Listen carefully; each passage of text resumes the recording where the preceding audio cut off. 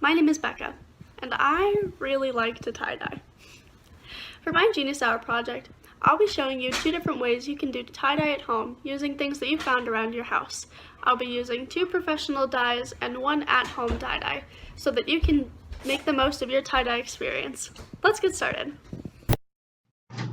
Okay, so the first thing I did was take 2 laundry baskets that were about equal in height, and I set them like 3 or 4 feet apart from each other. Then I took a bucket that's usually outside, a bucket we don't really care about, and then I took a wire rack. This goes on like a wire rack holder for like pans or clothes, and I just had one outside. So then I put 2 cups of water in both of these bowls. This is just going to be to heat up the dye to help it mix better, and then I put about 1/4 of a cup of salt. You can see I'm not really measuring there. This is my sheet that I'm going to be using for the teal and green tie-dye. So this is me just rinsing it out, prepping it for the dye so that the dye will really hold with the fabric. Then you just gotta squeeze all the water out, all the excess water, so that the dye will hold better and not just completely fall out of your sheet. Now I'm back outside, just really squeezing out the sheet, trying to get all of the water out before I wrap it up in some kind of pattern before dyeing it. And I really didn't have like an ideal pattern in mind. I just took it and started scrunching from the middle and then took the outsides in. You can see I put it above the bucket so that the dye will all hopefully drip into the bucket and not onto my tarp. Also, you need a tarp. So now I'm outside with all of my supplies. I'm doing a technique called ice dyeing. So basically you put ice in it and all on top of it and around the sheet so that the dye will drip and create like a cooler effect. So here we are, here's the first round of dye. You take the dye, shake it up really well, and mix it up with your salt water. Then you're just gonna mix. And then I took a cup and I was really just scooping into the dye, trying to get it out. I made a little funnel out of a old cup bottle cap, and then really just was spreading it all over the cloth. These beautiful camera skills are by my 13-year-old brother. So now I'm taking the green dye. I couldn't really fit the cup in the bowl, so I was just spooning it out. And then I added some teal dye along with that. There's some quality puppy content for you as well. Screwed the lid on the water bottle and then just went all over the cloth with it. You can see it's a lot darker because I mixed the 2 colors, and it was a dark green.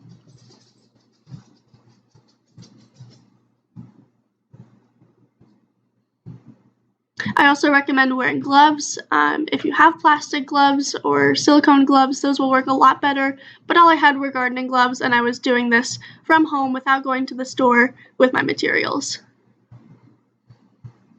I'll also have the dyes that I got linked below. These were dyes that I took from an organization that I'm in at school before leaving. So this is part 2. This is the turmeric tie-dye. This was a completely at-home dye. So I took about 8 cups of water this time, so 4 times the amount that I did before. Added pretty much the remainder of my salt. That's me shrugging because I don't know what I'm doing. The turmeric tie-dye was a replacement dye for a sheet that I had ice dyed before but totally failed with the middle of it. So I wanted to try and redo it. And what better way to experiment with a yellow turmeric than with a already kind of yellow sheet, right? At least that's what I thought. Here I am rinsing out the sheet again, really trying to get all the water out. This is me adding the turmeric to the pot. This isn't the best camera quality here. Literally took the whole thing of turmeric and just dumped it in. So I heated 8 cups of water, added about 1/4 of a cup of salt, all of the turmeric, and mixed it together. I did try and let the water simmer a little bit longer than I did for the Rit dye. Here I am again, just balling up the sheet, trying to make the best of it. really no pattern here. I also didn't have rubber bands, so I didn't tie it together. Quality pup content. And then here is my little operation. This time I used a cooler because I was still letting the other dye drip. I just let it dry, drip right onto the tarp because I needed the bucket. So that's my dye. This is me freaking out because the dye is really, really hot and I think it was going to just not work. That's me being frustrated. I'm afraid it's going to be too hot. That's what I just said. I had an old spray bottle. I wanted to see how that was going to work. But here I am again just with the water bottle. I rinsed it out before using it again. This dye was a lot wetter, probably because I used 4 times the amount of water. So it was more liquidy than the other dye.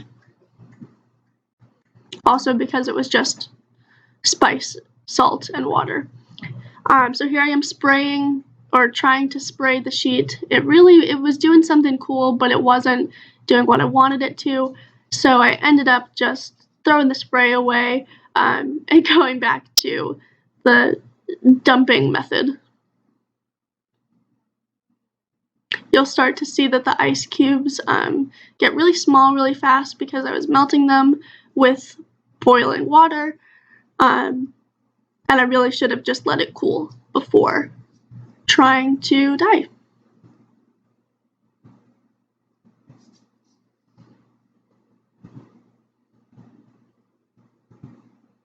At some point around here, I was like, whatever, this is my experiment. I'm just going to keep going with it, hope for the best.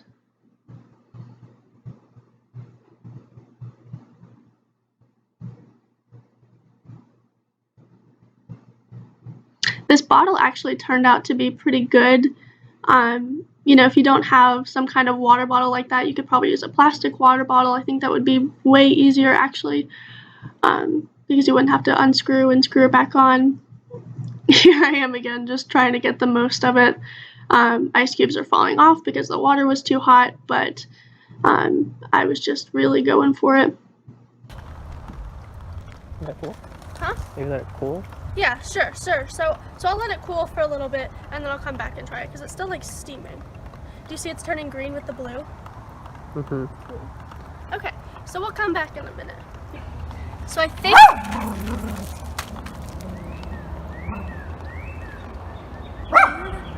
I think that the different grains of it, since I didn't let it completely dissolve, is going to create some kind of cool pattern with it. So I'm just going to do a little bit more. Not much is getting down in there. So I might try and unfold it a little bit more and see if it's really getting in. You can pause. Filming.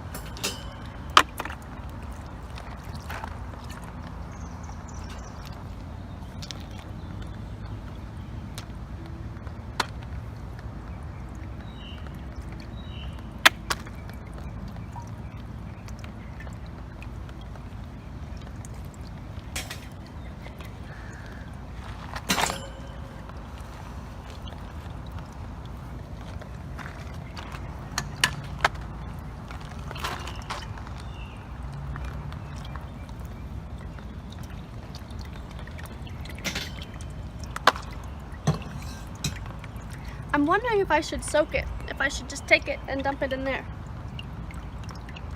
Well, do you need the ice cubes?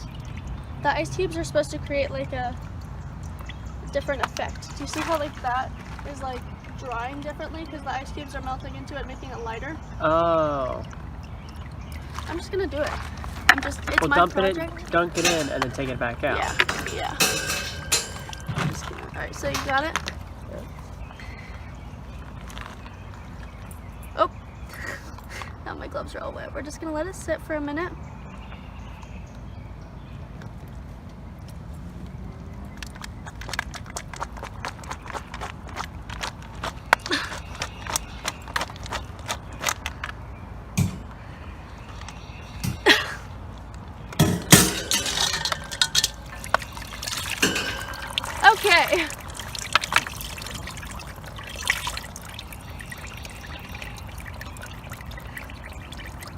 I think I'm just gonna pour the rest on the top of it and just call it a day.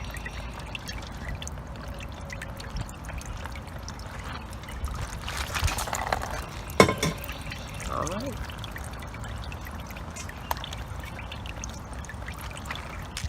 Alright, and then we're just gonna let these sit out here for a while. Hopefully something cool happens. We'll see, I guess. So this is just an overview look of the dyeing area, some more quality puppy content, and what the final product looked like while I let it dry. So I wrapped the sheets up just in some Walmart plastic bags and I let them sit for about 2 days.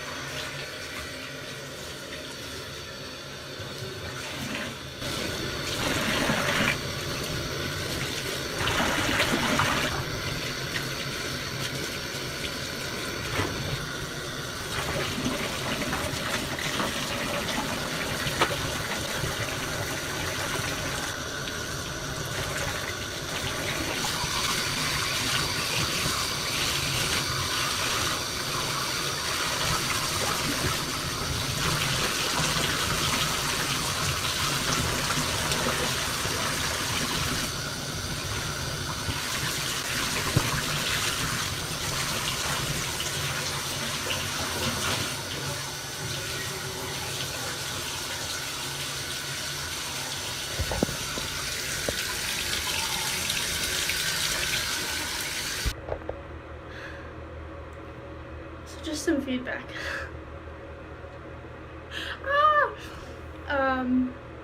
Wear gloves when you're rinsing the tie-dye. I feel like that's more important than even dyeing it.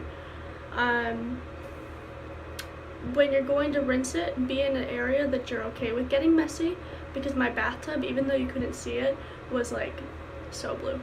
Like I just washed it all because I'm about to do the yellow and it was so blue. So I'm gonna go ahead and start the blue in the wash. Not sure if I'm gonna add detergent or not. I probably won't. Well, no, I'm not gonna do it. And we'll just see what happens. Maybe I'll video what the yellow does to the tub. I'm a little bit afraid because the turmeric, when I was washing everything, the turmeric stayed in the dishes and stuff longer than the blue and teal dye, green and teal dye. So I'm hoping it doesn't stain even more. It smells crazy. That's all of it. Not all of it, but like, that's the spice. This actually turned out pretty cool. I'm actually really excited to see how this looks. I'm going to send you over some stuff and then I will follow up with you over the weekend. Well, if anybody starts messaging you right away, I'll jump on it together with you, okay? All right, we'll talk to you later. Bye. Becca, I think me and you should try to make our own homemade ramen. Yeah? Yeah. Like egg ramen. Overall, though, this was a really time-consuming project for me. It was really fun to do tie-dye with things that I found around my house. It was great for me to do a good craft during this time because I really haven't had time to craft, and it was a great excuse that it was for a school project. So I hope you enjoyed my Genius Hour project and maybe gained a little bit about how to flip your flat sheet, turn it into a cool tapestry or beach towel or picnic blanket, whatever you'd like it to be. I had a great time. Thanks!